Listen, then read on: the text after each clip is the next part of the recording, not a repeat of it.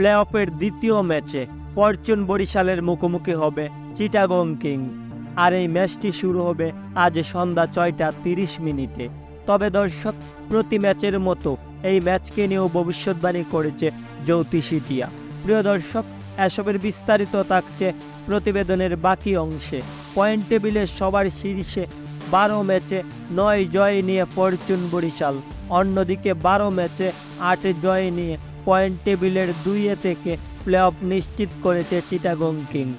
আর এই দুই দল প্লে অফের দ্বিতীয় ম্যাচে মাঠে নামতে যাচ্ছে আজ।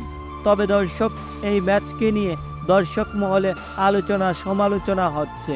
যে যেভাবে পারছে এই ম্যাচকে নিয়ে প্রেডিকশন করছে। অনেকেই তো বলছেন এই ম্যাচে নাকি চিটাগং কিংস জিততে চলেছে। তবে দর্শক, এবার এই প্লে অফের ম্যাচকে নিয়ে ভবিষ্যৎবাণী করেছে জ্যোতিষীটিয়ার ভবিষ্যৎবাণী থেকে জানা যায় এই ম্যাচেও ফরচুন বরিশাল জিততে চলেছে। তো দর্শক, এই বিষয়ে আপনাদের কি মতামত জানিয়ে দিন নিচে কমেন্ট করে। ধন্যবাদ সবাইকে।